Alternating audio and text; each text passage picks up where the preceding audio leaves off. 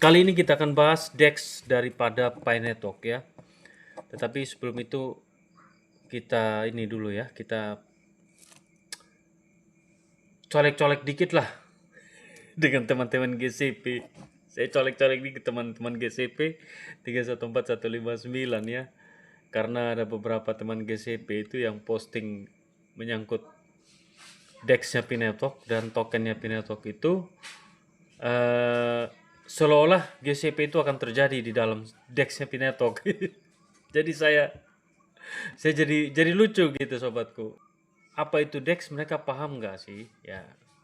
Jadi kalau saya lihat ya, pandangan mereka itu tertuju ke nilai daripada 314159. Jadi mereka menghalalkan segala macam cara untuk menyatakan nilai 314159 ya.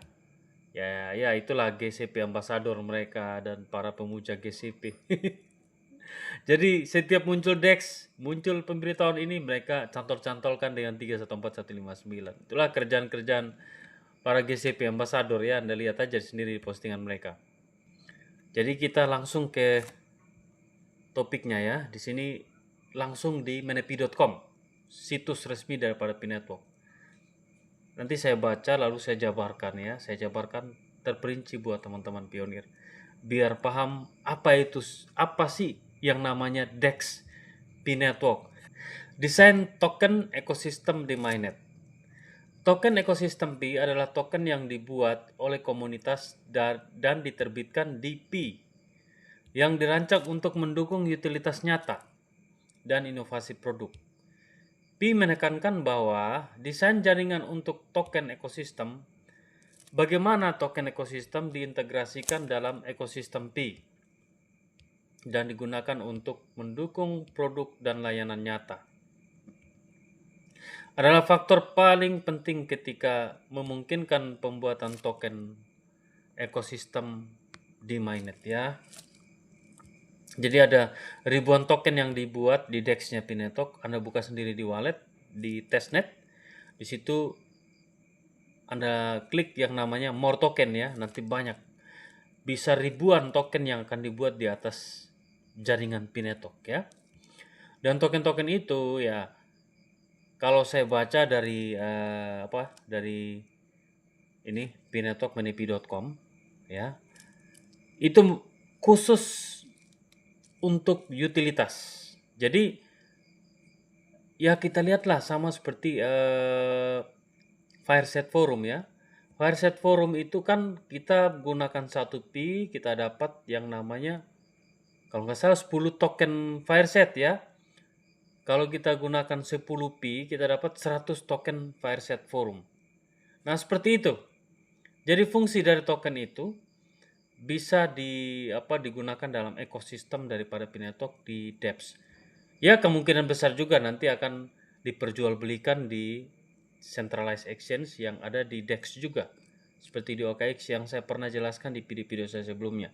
Tetapi fokus daripada core team, token-token yang dibuat di atas blockchain Pi Network itu, jaringan Pi, di atas jaringan Pi, digunakan untuk utilitas ya. Jadi kalau kita pengen punya token ini, kita harus beli pakai koin Pi, dan token tersebut kita gunakan untuk transaksi di ekosistem daripada DEX itu sendiri gitu. Contoh DP2Go. DP2Go itu punya token punya tokennya P2Go. Nah, kita beli token P2Go ya bisa ditransaksikan di P2Go saja. Ya, di aplikasi P2Go, DEX-nya P2Go. Mungkin ada lagi macam kayak Pipet ya. Pipet punya token sendiri. Jadi kita beli token tersebut, kita transaksikan ke Pipet ya. Dan nggak bisa kita gunakan token tersebut untuk kita transaksikan di World Bank ya, salah itu ya. Jadi Anda bisa paham ya. Jadi kegunaan daripada tokennya itu dibuat dari para developer-developer yang pengen utilitasnya itu bisa dimanfaatkan lewat token-token tersebut, gitu ya. Jadi itu gambaran menurut saya sih, tapi ya mungkin ada pandangan lain dari Anda, silakan di kolom komentar ya. Jadi di ruang kripto yang lebih luas, masalah inti adalah ketidaksesuaian antara penerbitan token dan inovasi nyata. Meskipun token merupakan fitur yang ampuh di Web3, sebagian besar token di jaringan kripto ya lainnya berfungsi terutama sebagai alat untuk mengumpulkan modal. Tetapi proyek-proyek tersebut seringkali gagal memberikan utilitas yang berarti dan produk yang bermanfaat. Ya, ketidaksesuaian antara penerbitan token dan penciptaan produk. Inilah yang merupakan masalah struktural di Web3. Jadi di Web3 itu banyak token-token yang diciptakan sobatku ya. Seperti Anda lihat saya tunjukin kemarin di jaringan Solana ada token banyak ya. Token inilah, token itu di jaringan jaringan apa lagi yang Web3 itu. Kan ada berapa jaringan yang Web3. Itu token-tokennya cuma hanya untuk diperjualbelikan layaknya seperti koin gitu. Jadi manfaatnya itu hanya untuk mengumpulkan modal seperti yang dikatakan di depan Anda ini ya. Nah, Pinatok itu mau memberikan solusi bahwa token-token yang dibuat di atas jaringan Pinatok digunakan untuk utilitas, untuk kita bisa tukarkan barang dan jasa gitu atau produk yang disediakan dalam utilitas tersebut. Ya seperti yang kita lihat Fireset Forum ya. Kita beli menggunakan 10 koin dapat 100 token Fireset. Kita gunakan token Fireset untuk komentar ya, untuk posting video, posting foto ya, 1 token ya. Untuk komentar dan juga ya kita bisa pakai untuk menambah fire ya, untuk api untuk bisa tampilan daripada postingan kita tuh lebih banyak dilihat orang. Semakin besar fire-nya, semakin besar juga orang bisa melihat, semakin ada peluang orang bisa lihat postingan kita. Nah, kalau di Fireset Forum, ya saya lihat kan kalau sudah banyak token, ya misal ada yang nambah-nambah token dari sesama pengguna Fireset, tapi kita nggak bisa tukar KP. Untuk sementara nggak bisa tukar lagi KP, nggak bisa swap. Nah, kalau di token utilitas yang ini, yang sudah ada ini ya, kemungkinan besar bisa di change ke Pi lagi, di swap. Bukan kemungkinan besar, memang bisa di swap ya. Ya coba kita ya, kita lihat. Saya buka lagi ya di Pi browser.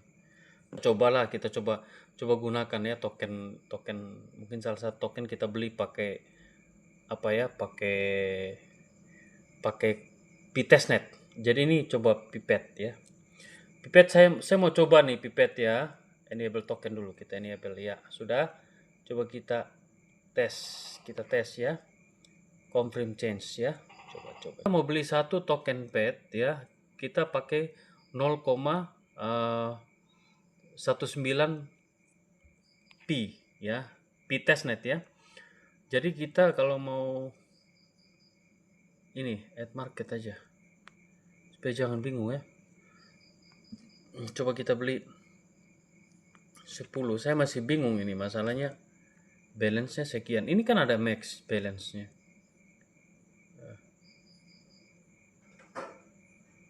Kalau gitu udah punya cara. Jadi kita bisa beli 1000 lebih ya. Jadi kita max, coba kalau kita kita coba kita dari sini, kita harus settingnya dari sini. Settingnya dari sini, sobatku. Coba kalau kita coba kita gunakan 10 ya. 10 review. 10 dapat berapa itu? Dapat 50 token PET ya. Review, terus kita buy, confirm swap. Ini bisa kayaknya. Jadi nih. Kayaknya jadi. Ini kan pakai testnet, pakai testpi ya sobatku. Nah, jadi sobatku. Jadi saya pakai tadi tes ya. Jadi saya pakai tes dan saya sudah punya di sini berapa token tadi. Kan berhasil tadi saya beli. Berhasil. Nah, ada 50 token PET sobatku. Jadi cara belinya kayak gitu, dan token PET ini bisa saya kirim ke wallet Pi browser yang pengen beli di saya lagi gitu, atau pengen mau transaksikan. Oh, saya lagi butuh token PET nih untuk mau main game di PET. Oh, punya nggak Anda gitu? Oh, saya punya, saya beli gitu. Jadi teman saya itu beli, akhirnya saya kirim token PET. Nah, cara kirimnya tinggal saya kirimkan aja gini. Nah, ini saya kirim. Ini kan kalau copy paste alamat dompet aja ya. Copy paste alamat dompet sobatku. Jadi di sini contoh alamat dompet siapa ya, saya nggak punya alamat dompet. Nggak mungkin kirim ke OKX ya, pasti kirim ke alamat dompet sesama pengguna API. Ya kalau ini ya kan sudah ada ini. Bisa saya kirim ke sini token petnya ke salah satu pembeli koin ya. Ya saya tinggal ketik aja 10 token pet. Mungkin langsung masuk di walletnya, wallet koin P-nya, tapi langsung terbaca token petnya. Jadi seperti itu sobat pionir ya. Jadi token pet itu, token pet lagi ya. Jadi token-token yang ada di Pinetok itu ya seperti ini ya, kita bisa ya. Nah, ini ada di sini informasi ya, 10 tes fee ya untuk membeli token pet langsung langsung ada di nanti ini kan masih di testnet. Nanti kalau mainnet, kalau kita beli pakai koin asli, koin P kita, otomatis terbaca juga di dompet kita, sobatku ya. Jadi asik juga ya, seru juga ya. Di sini kan ada tadi gagal transaksi di sini ya. Add token pet saya sudah add ya. Terus transaction valid, nah ini baru berhasil sobatku. 2 kali transaksi valid ya. Gagal transaksi. Jadi kalau kita mau beli token-token itu nanti ke depan, ini kan masih di testnet. Kalau sudah di mainnet itu berarti potong dari koin P kita yang asli ya. Nah, tergantung token Anda beli untuk apa. Kalau Anda beli token hanya cuma disimpan aja untuk ngapain gitu ya. Kecuali kalau Anda beli token tersebut lalu Anda gunakan untuk ya di utility daripada pipet itu. Jadi kan token-token yang ada di sini kan banyak nih sobatku ya. Anda lihat aja more token ini, kita lihat.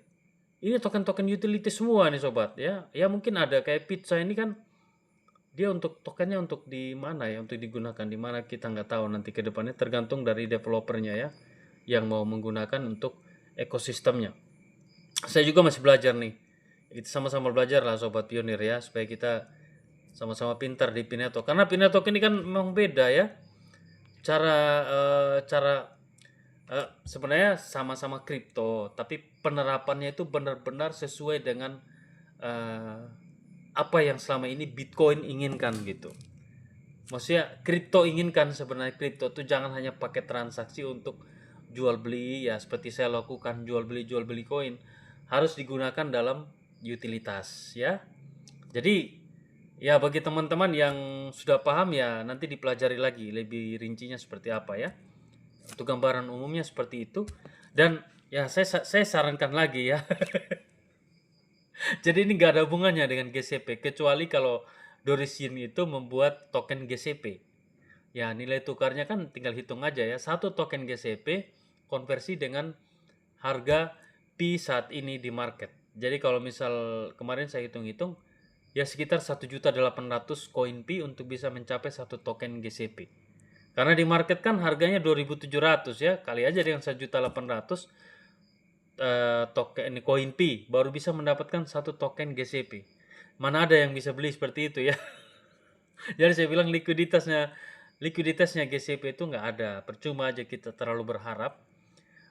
Berharapnya seperti apa? Seperti kata si Hendra Tambani ya. Ini Hendra Tambani mengatakan seperti ini di video saya sebelumnya. Katanya di DEX itu langsung tertera nilai GCP 314159. Lalu coba ya saya cari token GCP di sini kayaknya ada. Ada kayaknya. Nah ini token GCP sobatku bisa Anda pakai. Ini GCP scam katanya. Ada token di sini dibuat. Aduh, kacau juga ya. Coba kita lihat 314159. Kacau-kacau ya. Kayaknya ada, oh nggak ada GCP. Jadi Hendra Tambani, Nonce ya, kalian jangan terlalu menghalu lah ya. Dikit-dikit muncul DEX, kalian hubungkan dengan 314159 ya. Kalian mau buat sendiri ekosistem silakan. Lah kalian harus buat token lah, token GCP namanya. Jadi di situ menggunakan 1.800.000 token P. Jadi ketika koin P itu harganya berubah, otomatis nilai tokennya juga berubah, sobatku. Seperti saya tunjukin ke kalian ya. Ini saya kasih gambaran ya, supaya kita paham lah ya. Susah juga ya. Ini Anda lihat nih.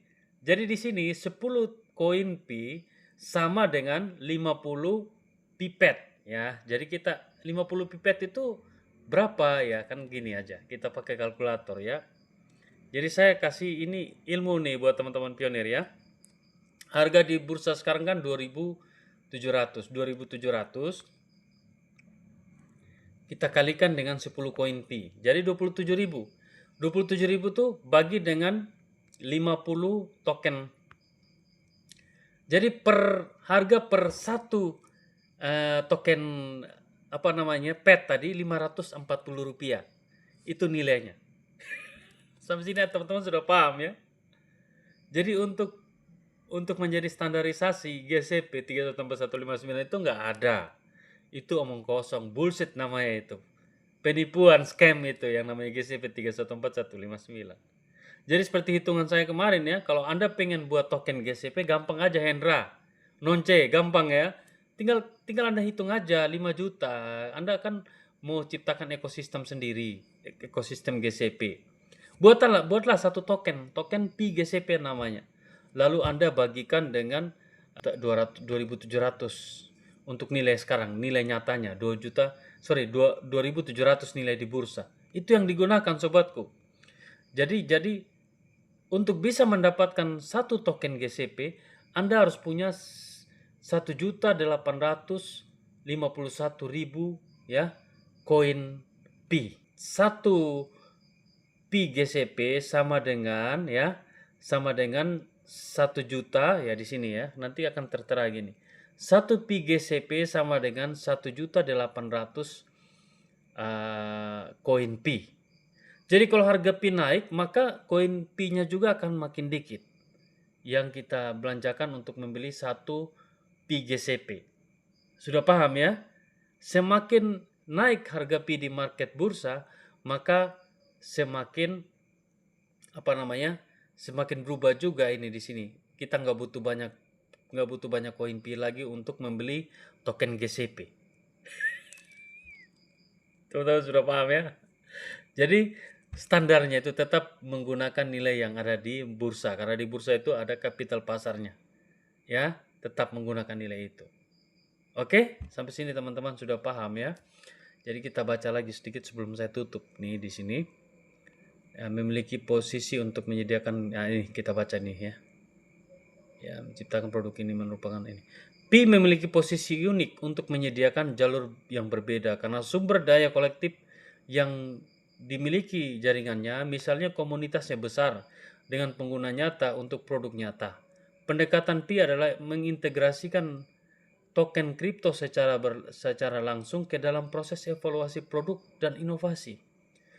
Untuk tujuan ini, program peluncuran Pi saat ini mendorong konstruksi desain baru berdasarkan sumber daya dan infrastruktur. Pi ada token utilitas yang dirancang untuk akuisisi pengguna. Ini berarti proyek menerbitkan token untuk memenuhi kebutuhan akuisisi pengguna untuk produk mereka, bukan untuk mengumpulkan modal, ya. Jadi mengintegrasikan token ini untuk kasus pengguna di dalam produk mereka. Jadi pengguna meminta pertanggungjawabkan proyek atas produk yang mereka berikan, memberikan umpan balik untuk iterasi produk guna peningkatan dan memiliki akses yang adil dan transparan untuk memperoleh token utilitas yang diterbitkan oleh proyek tersebut. Pi dipertaruhkan dan digunakan dalam mekanisme ini untuk memfasilitasi proses tersebut. Jadi di sini ya rangkumannya di sini ya token-token tadi yang banyak di atas jaringan Pi itu, ketika Anda sudah memiliki banyak juga ya dari transaksi produk, barang dan jasa, dan juga ya mungkin dari perdagangan di bursa atau mungkin perdagangan antara sesama pionir ya, pertukaran token utilitas tadi yang banyak-banyak itu ya, macam-macam. Kita bisa swap lagi ke Pi Network. Ketika kita dapat banyak token, kita swapkan ke Pi Network. Disitulah koin Pi yang kita sudah dapatkan dari hasil kita mengumpulkan token-token dari transaksi ya di DEX nanti, kita bisa swapkan ke Pi Network, lalu dari Pi Network kita kirim ke bursa untuk cairkan gitu. Seperti itu sobatku ya. Jadi bisa juga menggunakan koin Pi untuk transaksi barang dan jasa, bisa juga menggunakan token yang ada di atas jaringan Pi Network.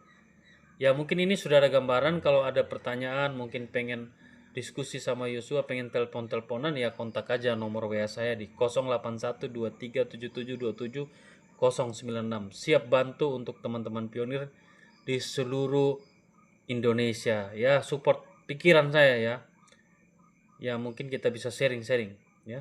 Dan sebelum saya tutup, teman-teman kalau mau beli koin saat ini paling tepat, karena dalam waktu dekat ini ribuan token yang dibuat di atas Pinetok itu mungkin akan segera digunakan untuk utilitas yang nyata itu ya.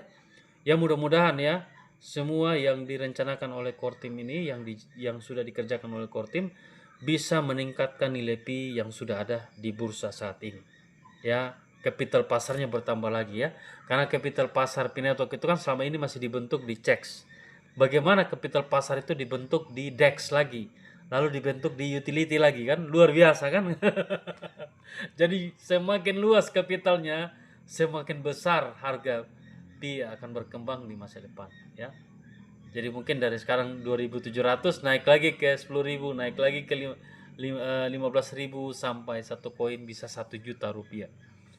Itu menurut saya ya.